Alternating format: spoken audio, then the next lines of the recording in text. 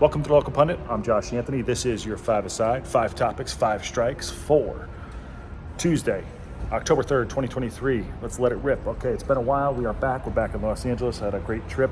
We were in France, Lake Como. Amazing time. But we are back, and jet lag is real. I'm about 60% there, maybe less. I don't know. Got a little left in the tank, so we're gonna get this five-a-side in. All right, here's your first strike. Let's talk about VAR. VAR over the weekend. Tottenham beat Liverpool 2-1, and the scoreline is not what it should have been.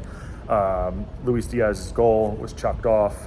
I don't know what they're looking at. They put VAR in to prevent these things, but miscommunication, and the goal doesn't count.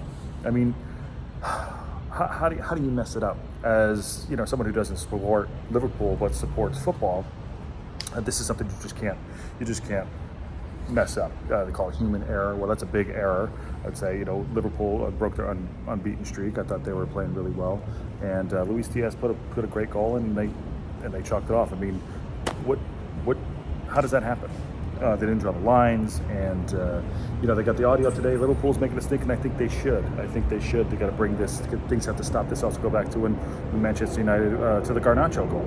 I think that goal should have stood. And I think that I don't know what they're not going to replay the game. This is kind of unprecedented if they do, but I think Liverpool should keep going.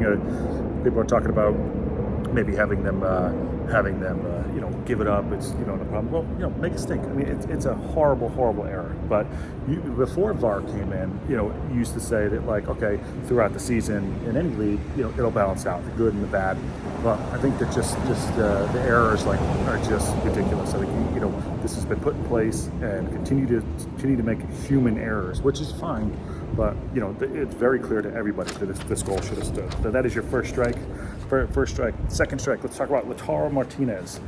Lisandro Martinez. Lautaro Martinez plays for Inter Milan. Great striker, by the way. Let's talk about Lisandro Martinez, center back for Manchester United, who injured himself last year, missed the last 3 months of the season with a broken metatarsal. Well, guess what? That didn't heal correctly, and Lisandro has been playing with an injured foot. It didn't heal correctly. He's been playing on pain meds, and he hasn't had the best of the season, hasn't had the worst season so far, but looks like he is going to be out, and he has to have surgery again because it didn't heal properly. How long is that going to take?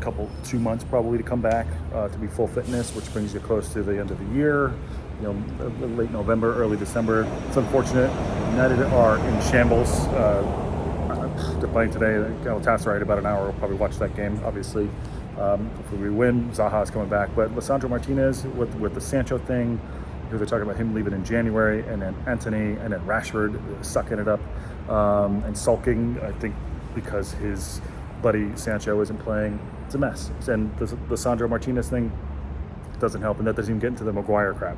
So unfortunately, Martinez is going to be out for a while with having another surgery. It's just indicative of Manchester United. And also, we didn't even talk about the sale. Who the hell knows? Who the hell knows? That's your second strike. Third strike. All right. Messi hurt himself about maybe last month. He hurt himself in a game. He went off, played 37 minutes, and injured himself with a muscle injury, and he is back in training. And fortunately, they missed him. Inter Miami have definitely missed him. They lost the U.S. Open Cup to Houston. So big up to Houston. But yeah, Messi is back in training.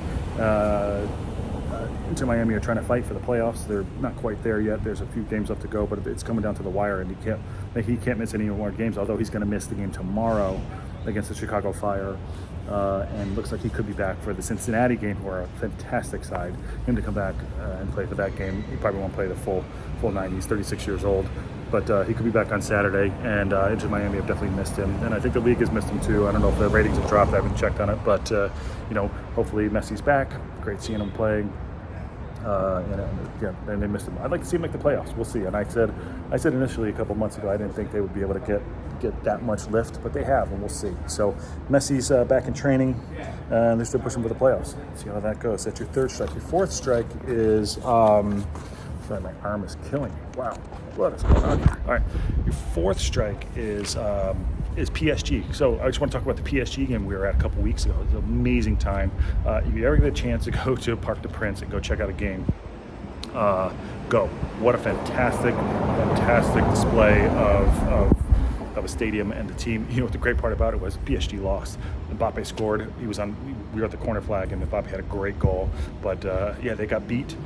So if anyone ever gets a chance to go check out a PSG game at the Parc des Princes, go check that out. What an amazing experience. Really enjoyed that. Got some footage of it. Probably put that up at some point once I get my head around being jet lagged. But great. It was a great experience. So just want to put that out there for our fourth strike. And your fifth strike is so we didn't get to do our Wrexham reaction.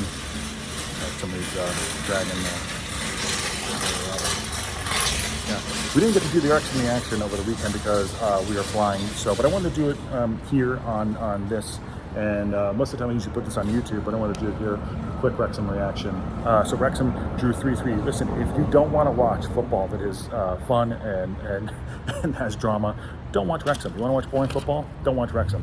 If you want to watch open games, a team that doesn't give up at the racecourse ground or wherever they play, great following. Yes, obviously having the owners and the following they have is brings them to a different level. But what a game! Drew 3-3 with Crewe Alexander, and Crewe opened it up with the first half in the 24th minute, and then Barnett got sent off with a red card. It was a tough challenge. I don't think it was a red card, but then they're down to 10 men, and this team has so much fight in it. I wish that every team had the fight that Wrexham has. It's great to see, and it's a really open league, and League Two is a fun watch. If you get a chance to watch some League Two games, watch Wrexham. They're fantastic. But Paul Mullen scores two goals, two fantastic goals.